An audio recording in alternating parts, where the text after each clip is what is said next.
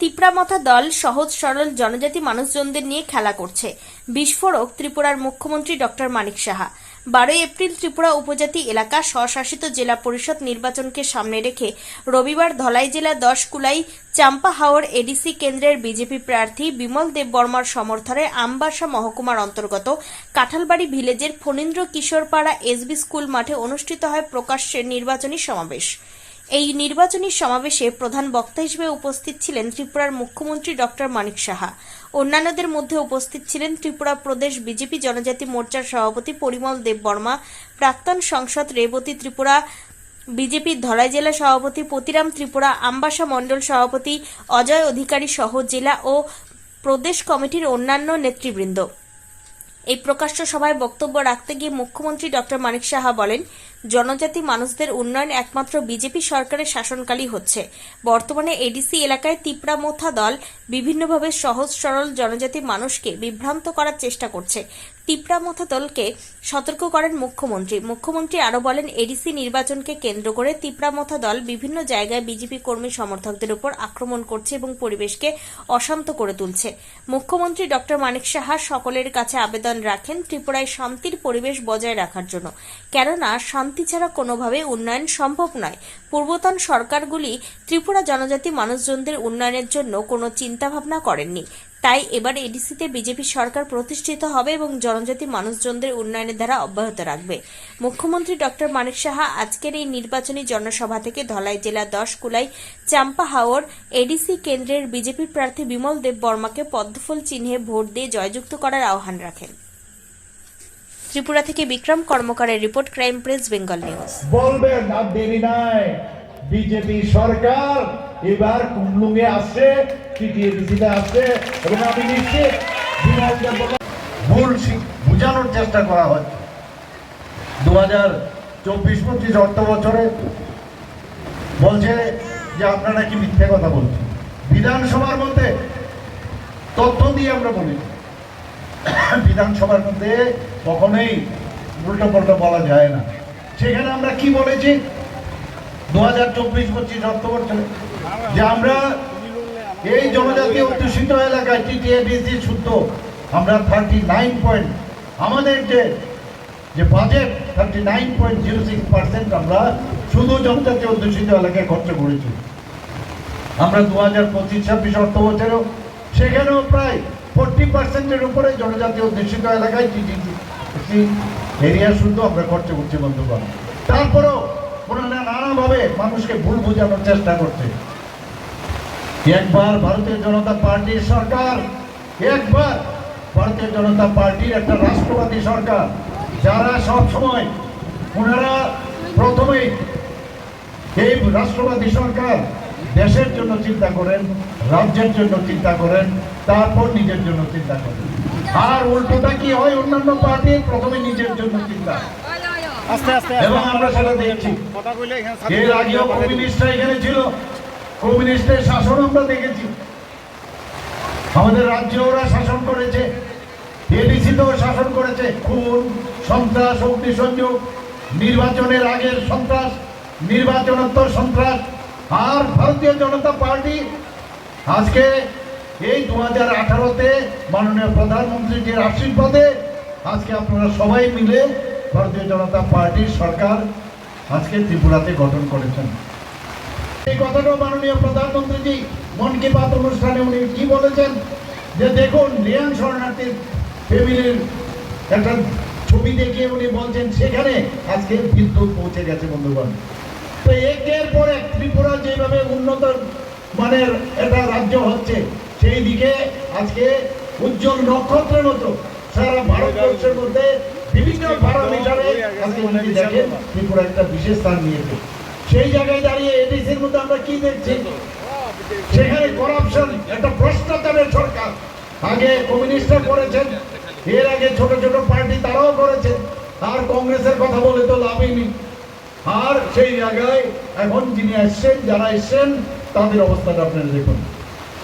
এখন তো দেখছি যে মাটির পায়ের নিচে মাটিও আস্তে আস্তে সরে যাচ্ছে। যেখানেই যাচ্ছি খালি জনজাতি ভাই বোনেরা আসছেন ভারতীয় জনতা পার্টির পতাকা তলে যোগদান দেওয়ার জন্য। এখন ব্যক্তিগত আক্রমণ আরম্ভ করেছে। একটা ডিভাইড করার চিন্তা ভাবনা করছে, আর থামসা বলছে, নিজেরাই থামসা মানছে না। এখন ফান্ডামেন্টালিস্ট বাঙালি মুসলিমদের তাদের সাথে যোগ দিয়েছেন, এটা আবার কিসের থামসা? কখন কি করছেন বোঝা মুশকিল, মাথা এখন ঠিক নেই কি বলবেন। কিন্তু আমি আবার বলছি, এইসব করে লাভের লাভ কিছু হবে না। আমরা যাকে থামসা বলছি, আমরা বলছি জাতি জনজাতি, এখানে বাঙালিও থাকবে, জনজাতিও থাকবে, এখানে মণিপুরীও থাকবে, সংখ্যালঘুরা, সবাইকে নিয়ে আমরা একসাথে সবকা সাথ সবকা বিকাশ, বিশ্বাস আর প্রয়াস, সেই যে মাননীয় প্রধানমন্ত্রী যে মন্ত্র, সেই মন্ত্র নিয়ে আমরা সামনে দিয়ে যেতে চাই, এবং সেটাই হচ্ছে থামসা। কি বলছেন ওনারা? বলছেন যে এডিসির জায়গা নাকি এখন নগর পঞ্চায়েত করে নিয়ে যাচ্ছে। মিথ্যা যে কথা বলার যে অভ্যেস, কিভাবে বিভ্রান্ত করা যায় সেই কাজগুলো এখানে করছেন। বন্ধুগণ, আমি অনেক জায়গায় একই কথা বলি, এডিসির একটা রত্তি, এক জায়গায় 1 ইঞ্চি জমি আমাদের নগর পঞ্চায়েতে যাবে, এবং নানাভাবে সেটাকে একটা বিভ্রান্তি করে চেষ্টা করছে। বন্ধুগণ, বিসি ইলেকশনের জন্য অনেক কথা বলেছেন যে বিসি ইলেকশন আমরা চাই না। আপনারা দেখুন, এডিসি ইলেকশন সময় মতো আমরা করেছি কিনা? আমরা এডিসি ইলেকশন সময় মতো করছি। বিসি ইলেকশন ওনাদের কারণেই দেরি হয়েছে, এবং সেটা কিন্তু আমরা সুপ্রিম কোর্টে আমরা দেখেছি। কাজে আমাদের তরফ থেকে আমরা যা সত্যি সেটা সত্যি সবসময় কথা বলি। আমরা মিথ্যে কথা বলা, নাটকের মাধ্যমে মানুষকে ভুল বোঝানো, এইগুলো আমাদের কালচারই না। কারণ আমাদের সাথে যিনি আছেন, আমাদের ভারতবর্ষের, সারা পৃথিবীর মধ্যে যাকে এখন একজন বিশিষ্ট নেতা হিসেবে সবাইকে মানেন, আমাদের ভারতবর্ষের প্রধানমন্ত্রী শ্রী নরেন্দ্র মোদী। আপনারা শুনছেন, এর জন্য আপনাদেরকে ধন্যবাদ দেব। আমাদের যিনি ক্যান্ডিডেট, অত্যন্ত সজ্জন ব্যক্তি, আপনারা সবাই জানেন। এরকম একজন সজ্জন ব্যক্তিকে, বিমল দেববর্মা মহোদয়কে এই 10 কুলাই যে চম্পাহর, আমি নিশ্চিত যে 2012-তে 12 তারিখে 12ই এপ্রিল আপনারা ওনাকে পদ্মচিহ্নে ভোট দিয়ে বিপুল ভোটে আপনারা জয়যুক্ত করবেন, এবং ওনাকে ভোট দেবেন না। এই ভোট মুখ্যমন্ত্রীর কাছে আসবে না, এই ভোট কার কাছে যাবে? মাননীয় প্রধানমন্ত্রী নরেন্দ্র মোদীজির কাছে। আমরা প্রধানমন্ত্রী, এরকম একজন প্রধানমন্ত্রী আমরা পেয়েছি যে দেশকে কিভাবে শক্তিশালী করতে হয়। আমি যখন এখানে প্রবেশ করছিলাম, আমার পূর্ববর্তী বক্তা উনি বলছিলেন যে আমরা নতুন ত্রিপুরা গড়তে চাই, নতুন ত্রিপুরা। মাননীয় প্রধানমন্ত্রীজি এবার যখন অপারেশন সিন্দুরে উনি বলেছেন, we don't need any feature, আমাদের পরামর্শ দেওয়ার দরকার নেই, আমরা এখন পার্টনার চাই। কিন্তু অনেকে আছে পার্টনার হিসেবে, আমরা চাইলেও তারা পার্টনার হিসেবে থাকতে চায় না। তাই আমরা বলছি যে নিউ ত্রিপুরা, অর্থাৎ প্রতিটা রাজ্য যদি নিউ হয় তাহলে নিউ ইন্ডিয়া হবে। বন্ধুগণ, পরে কিছুদিন ভুল বোঝানো যায়, কিন্তু সারা জীবনের জন্য রাখা যায় না। বন্ধুগণ, আপনারা দেখেছেন। আমি আপনাদের কাছে জিজ্ঞেস করতে চাই যে এই যে 28টা যে আসন আমাদের আছে, সেই 28টা আসনে আমরা যে ভারতীয় জনতা পার্টি আমরা প্রতিদ্বন্দ্বিতা করছি, আপনারা সবাই খুশি? আপনারা খুশি? বলতে হবে খুশি? খুশি না?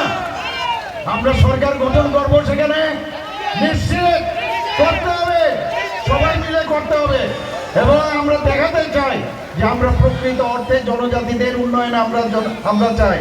মাননীয় প্রধানমন্ত্রীজি জনজাতিদের উন্নয়নে কি না করছেন।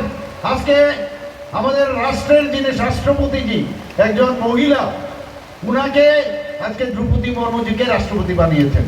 আমাদের ত্রিপুরার একজন রাজ পরিবারের একজন ব্যক্তি, সবাই উনাকে জানেন, উপমুখ্যমন্ত্রী ছিলেন জিষ্ণু দেববর্মা মহোদয়কে।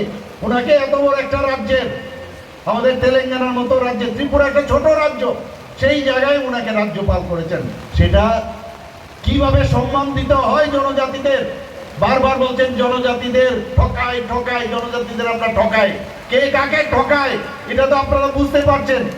আমরা মাননীয় প্রধানমন্ত্রীজি যেভাবে ওনাকে সম্মান দিয়েছেন তেলেঙ্গানার, এখন তো আরো প্রমোশনও হয়েছে, এবার মহারাষ্ট্রের রাজ্যপাল ওনাকে বানিয়েছেন। বন্ধুগণ,